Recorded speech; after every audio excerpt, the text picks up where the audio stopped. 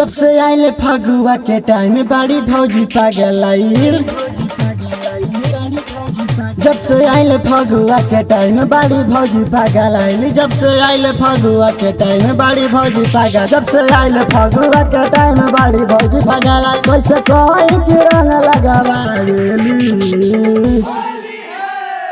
कि बिया छिनारी भौजी, कि बिया छिनारी भौजी यार से रंग डलवाली। कि बिया छिनारी भौजी यार से रंग डलवाली। जब से आइले फगुआ के टाइम बड़ी भौजी पागल आइल।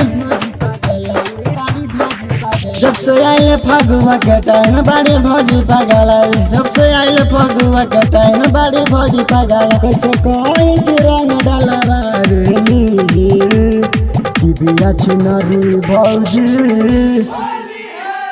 कि बिया छिनारी भौजी यार से रंग डलवाली। कि बिया छिनारी भौजी यार से रंग डलवाली। Recording studio Jagdishpur. DJ Brajesh Chakiya.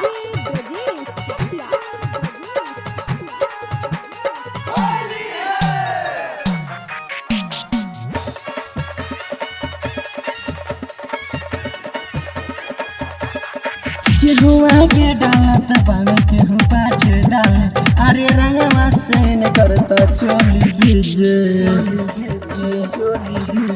केहू आगे डालत पावे केहू पाछे डाले। अरे रंगवा से न करता चोली भीजे। अरे बूढ़ा उता डाले लइका उता डाले पूरा सजन के मन बहलावे। कि बिया छिनारी भौजी, कि बिया छिनारी भौजी यार से रंग डलवाली। कि बिया छिनारी भौजी यार से रंग डलवाली। डीजे ब्रजेश चकिया।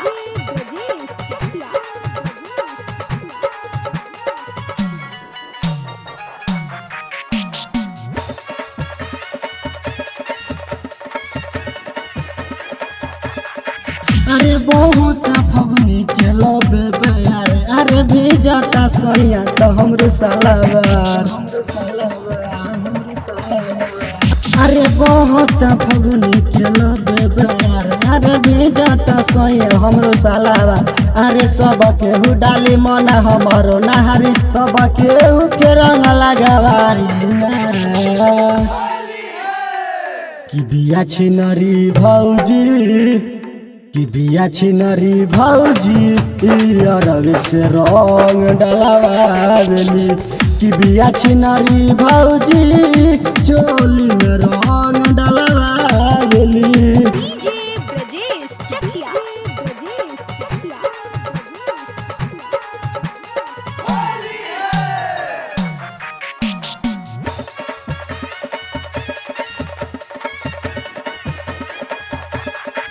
अरे राइटर पीरिस के मन बाटे सारे अशोक परदीप के कबो न मिली। अरे राइटर पीरिस के मन बाटे अरे अशोक परदीप के कबो न मिली। सोने लाल सने ही सब रंग बदल बाकी के मन बहलावे। कि बिया छिनारी भौजी, कि बिया छिनारी भौजी यार से रंग लगावाली। कि बिया छिनारी भौजी यार से रंग लगावाली।